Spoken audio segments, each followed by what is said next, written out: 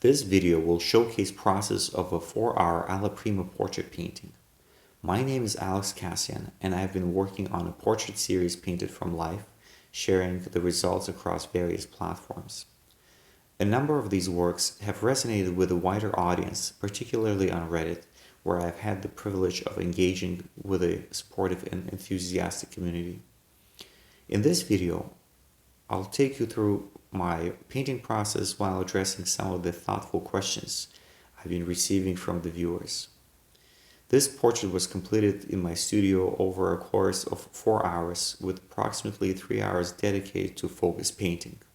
So let's explore the journey behind this piece. The surface I'm working on is a prime 270 gram paper with a smooth finish.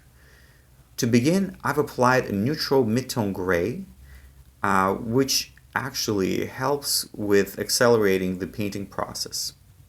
It provides a balanced foundation for both lighter and darker values. My palette is equally important. I designed it with a custom grayscale value range and dedicated paint placement holders. Keeping the palette organized not only saves time, but also ensures a smoother and more focused painting process. For this piece, I'm working solvent-free, using a transparent yellow oxide as my starting paint. At this stage, what I'm focused on is large shapes and made proportions. And what I definitely don't want to do at this point is focusing on any kind of detail. Once the initial composition is established, I introduce my value scale to further structure the painting. At this stage, I begin by breaking down the darks into more defined shapes using transparent red oxide, which helps me to clarify the form and enhance the depth of the drawing. As the drawing becomes more refined, I start to incorporate highlights, lights, and midtones. For this, I use premixed paints that serve as a base to work from. These premixes provide a solid starting point, which I then adjust and refine to match the actual color of the sitter and the values of the subject as I progress. Due to the excessive glare that I was getting from the back window, I had to change the camera angle. So one of the most common questions that I've received was, how do I prevent my painting from getting muddy? One of the solutions that I found was keeping my brushes separate, each brush designated to a separate value.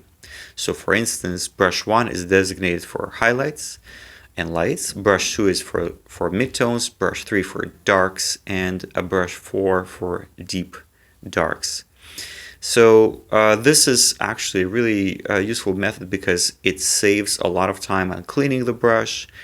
You're able to get back to your previous colors pretty quickly, because overall in oil paint it's really hard to switch values because paint oftentimes gets contaminated, and that's why you oftentimes see either paintings, oil paintings specifically, getting either this muddy look or almost a flat look. So using separate brushes for each value is pretty useful. Unlike switching values, shifting your hues is much simpler. So if you're staying in midtones and you want to go from a color that has more red to a color that has more yellow, as long as they're in the same value, you can still use the same brush. Another frequently asked question is whether I mix my paints with solvents or oils. So the answer is no, I avoid using solvents entirely. Traditionally, a solvent like mineral spirits is often paired with burnt umber to help achieve a smoother flow during the initial stages, particularly on acrylic gessoed canvases. This is because burnt umber on its own can be very dark and doesn't glide easily over the textured surface. So instead, my approach is to work on a smooth surface which naturally allows for better brush movement. I use the transparent yellow oxide, which has a lighter tone compared to the burnt umber and flows easily over the neutral gray panel. This combination eliminates the need for solvents while maintaining fluidity and control in the early stages of my painting. After using large brush to block in major shapes, and establish the structure of the portrait, I move on to smaller brushes to refine the drawing. These smaller brushes are essential for capturing the finer details and more intricate shapes that define the subject's character and features. At this stage, I focus on the subtleties, delicate transitions between light and shadow, complex contours, and smaller forms that add depth and accuracy to overall composition.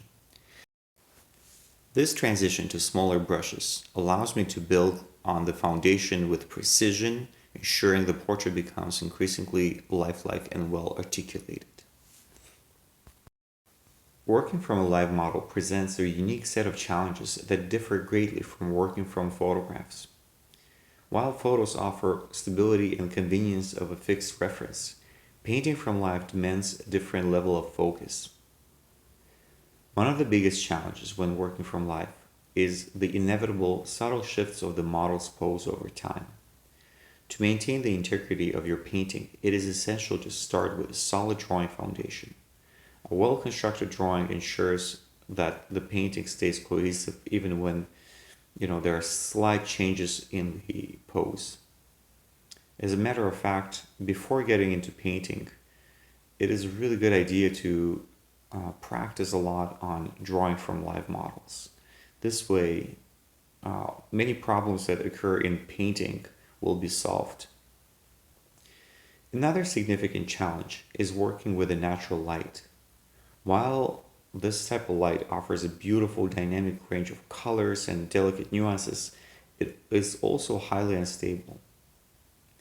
In the 4-hour session, the light can change dramatically. So, especially my studio has a south-facing window. It's quite unstable as the sun can come out from the cloudy day, and even if I try to hide the direct sunlight with curtains, it still has a lot of changes, but it comes with its own challenges, I guess. So painting from life is an incredibly rewarding experience. It keeps you fully engaged throughout the session, forcing you to respond to ever-changing conditions while capturing the vitality and the depth that only a live subject can provide. As we come to the end of this video, I hope you found the value in this behind-the-scenes look at my painting process and the challenges of working from life. Painting from live model is ever-evolving practice that pushes you to refine your skills, stay present, and embrace the unpredictability of the light and movement.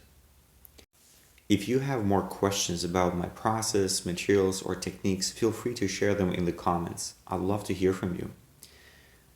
Don't forget to subscribe if you enjoyed this video, and stay tuned for more content when I will continue to share insights into my artistic journey. Thank you very much for watching, and I'll see you in the next one.